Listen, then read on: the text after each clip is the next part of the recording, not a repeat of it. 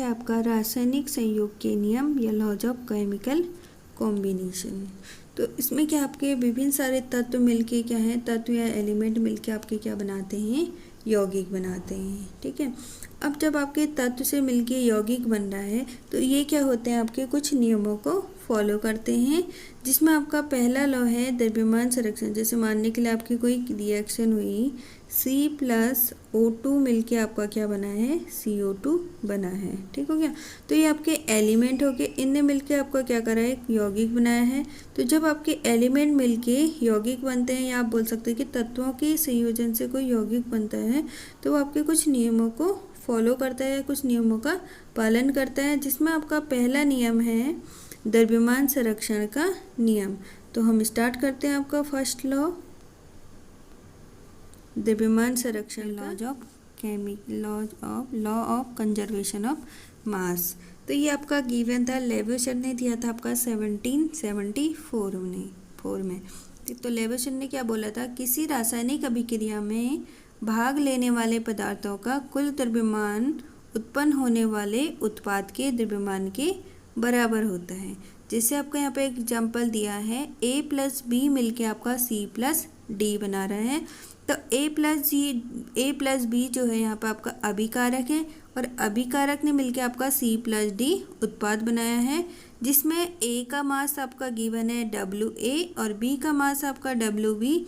वहीं इधर प्रोडक्ट में आपका C का मास है WC और D का मास है आपका WD।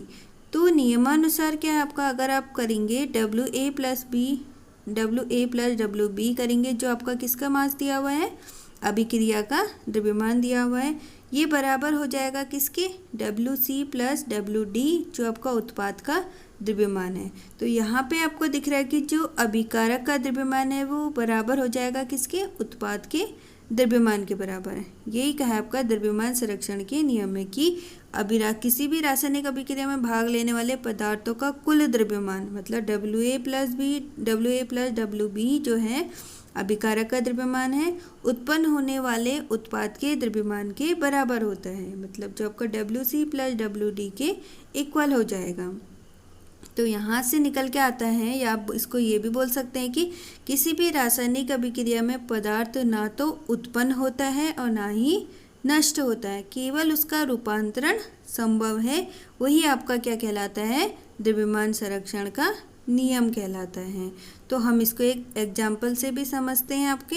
जैसे आपका एक एग्जाम्पल है, C+O2 मिलके आपका बन रहा है CO2 बन रहा है। ठीक हो क्या, यहाँ पे कार्बन का मानने के लिए आपको कार्बन का मास दे रखा है 12 ग्राम, वहीं आपको O2 का मास दिया हुआ है 32 ग्राम, और CO2 का मास, जो आपका CO2 का टोटल मास है वो आ रहा है आपका 44 ग्राम। अब आप 12 ग्राम और 32 ग्राम को ऐड करेंगे तो ये आपका आ जाएगा 44 ग्राम, बराबर हो जाएगा आपके 44 ग्राम के।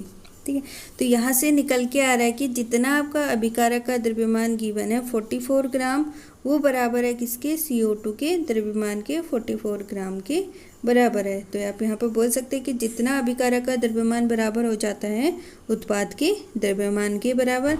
या आप यहाँ से एक दूसरी डेफिनेशन आती है कि किसी भी रासायनिक अभिक्रिया में पदार्थ ना तो आपके उत्पन्न हो रहा है और ना ही आपका नष्ट हो रहा है, क्योंकि अभिकारक का द्रव्यमान 44 ग्राम है, तो रिएक्शन के बाद भी आपको कितना मिला है, 44 ग्राम ही मिला है। तो ये तो था आपका द्रव्यमान संरक्षण का आपका स्थिर अनुपात का नियम।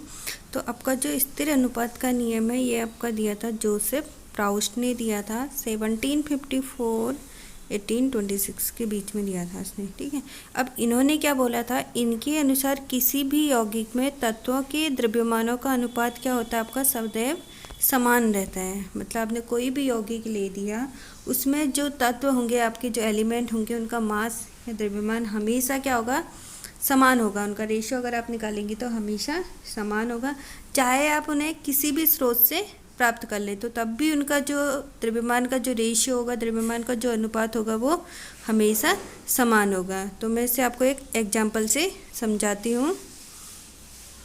एग्जाम्पल है H2।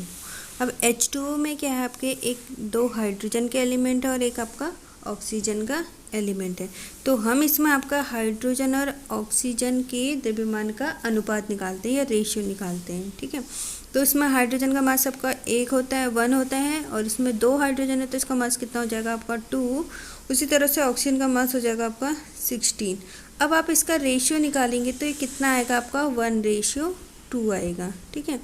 अब इसमें जो आपका H2O है, अगर आप H2O को किसी भी स्रोत से प्राप्त करते हैं, चाहे आपने नदी से लिया, तालाब से लिया, कुएं से लिया या नल से लिया, कहीं से भी लिया आपने पानी, तो उसमें जो हाइड्रोजन और ऑक्सीजन का रेशियो है वो हमेशा क्या आएगा आपका 1:2 आएगा।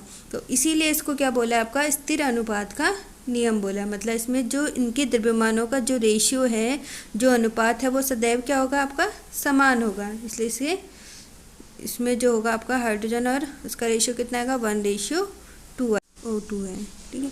इसमें क्या है आपके 2 एलिमेंट, एक कार्बन है और एक ऑक्सीजन है। अब मैं इसमें आपके कार्बन और ऑक्सीजन का रेशियो निकालूंगी। तो कार्बन का कितना होता है आपका 12 और ऑक्सीजन का होता है आपका 32, ठीक है। इसको हम कैंसिल कर देते हैं आपका 4 से, तो आ जाएगा आपका 3:8 आ जाएगा। तो इसमें जो है आपका कार्बन और ऑक्सीजन का रेशियो हमेशा कितना आएगा 3:8 आएगा। अब चाहे आप इसको कहीं से भी प्राप्त करें तो तब भी इसमें जो कार्बन और ऑक्सीजन का रेशियो है वो हमेशा कितना आएगा 3:8 आएगा। तो इसीलिए इसमें जो इसके संगठन का रेशियो या तत्वों के जो द्रव्यमानों का अनुपात होता है वो सदैव समान होता है। इसलिए हम इसे कभी कभी निश्चित संगठन का नियम भी बोला जाता है। तो अब देखते हैं आपका NCERT का एग्जाम्पल। इसमें प्राउस्ट ने क्या लिया आपका,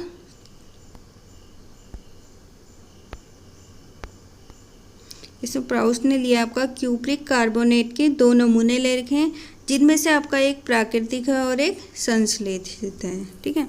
अब इसमें जो प्राकृतिक है उसमें तांबे का रेशियो कितना दिया हुआ है आपका 51.35 दिया है। वहीं आपका कार्बन का रेशियो दे रखा है 9.74 दे रखा है।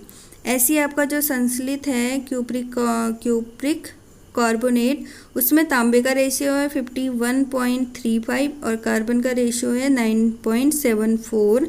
अब आप इसमें क्या है, और ऑक्सीजन का रेशियो दे रखा है आपका 38.91। तो आपको यहाँ दिख रहा है कि जो क्यूप्रिक कार्बोनेट है, आपको कैसे भी आपने नेचुरली लिया है या प्राकृतिक लिया है, तब भी उसमें तांबे का रेशियो 51.35 है, और संश्लेषित लिया है तो तब भी इसमें क्या है आपका 51.35।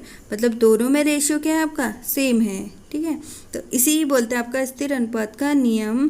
तो इसमें आगे लिखा है कि स्रोत पर निर्भर न करते हुए किसी भी यौगिक में उपस्थित तत्व के द्रव्यमान का समान अनुपात में पाए जाते हैं। मतलब वो आप किसी भी स्रोत से प्राप्त कर ले, उसमें जो आपके एलिमेंट का जो तत्वों का जो रेशियो है वो क्या होगा, या आप बोल सकते हैं कि उसमें तत्वों का जो संगठन है वो हमेशा समान रहेगा। इसे ही बोलते हैं निश्चित संगठन का नियम भी कहा जाता है। नेक्स्ट नियम है आपका गुणित अनुपात का नियम, लॉ ऑफ मल्टीपल फ्यूजन, जो आपका दिया था 1803 में डाल्टन द्वारा दिया गया था। इस नियम के अनुसार यदि 2 तत्व संयोजित होकर एक से अधिक यौगिक बनाते हैं तो एक तत्व के साथ दूसरे तत्व के संयुक्त होने वाले द्रव्य के छोटे पूर्णांकों के अनुपात में होते हैं। तो जैसे आपको यहाँ पे एक एग्जाम्पल दिया हुआ है, उदाहरण दिया हुआ है, इसमें क्या है आपका हाइड्रोजन और ऑक्सीजन मिलके आपका क्या बना रहा है, जल बना रहा है, जिसमें हाइड्रोजन का मास है आपका 2 ग्राम और ऑक्सीजन का मास है आपका 16 ग्राम। दोनों मिलके क्या बना रहे हैं आपके 18 ग्राम जल बना रहे हैं। नेक्स्ट एग्जांपल में आप नेक्स्ट एग्जांपल भी देखते हैं। इसमें क्या है, हाइड्रोजन का 2 ग्राम और ऑक्सीजन का है आपका 32 ग्राम, और ये बना रहा है आपका हाइड्रोजन परऑक्साइड H2O2 बना रहा है, ठीक है, जिसमें आपको इसका मास दिया हुआ है 34 ग्राम। तो ये आप यहाँ पे देखेंगे कि एक का मास तो क्या है यहाँ पे कांस्टेंट है या आपका स्थिर है, ठीक है क्या। वहीं यह आप बोल सकते हैं कि जो एक का मास तो यहाँ पे क्या आपका निश्चित है, हाइड्रोजन का यहाँ पे 2 ग्राम है और हाइड्रोजन का भी यहाँ पे कितना गिवन दिया है आपका 2 ग्राम दिया है। नहीं, इसके कंपेयर में आप ऑक्सीजन को देखेंगे तो ऑक्सीजन का जो द्रव्यमान है वो आपका क्या कर रहे हैं, वेरी कर रहे हैं। यहाँ पे 16 ग्राम है और यहाँ पे नेक्स्ट में आपका 32 ग्राम है, ठीक है। तो आप यहाँ पे बोल सकते हैं, अगर आप इसमें इसका रेशियो निकालेंगे जो आपका वेरी कर रहा है ऑक्सीजन का रेशियो, तो यहाँ पे ऑक्सीजन का आपका दिया है 16 दूसरे में ऑक्सीजन का दिया हुआ है आपका 32, ठीक है। तो इसका रेशियो निकालेंगे तो कितना आ जाएगा 1:2 आ जाएगा आपका, ठीक है। अब आप इसमें मानने के लिए आपने अगर आप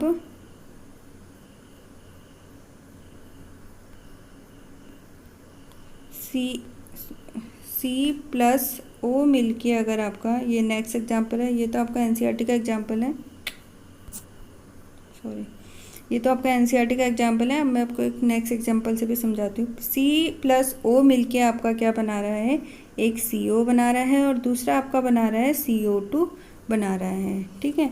तो इसमें भी क्या है आपका कार्बन और कार्बन क्या है आपके सेम है, इनका मास जो होगा, इनका जो द्रव्यमान होगा मानने के लिए 12 ग्राम है, तो दोनों में क्या होगा आपका सेम होगा।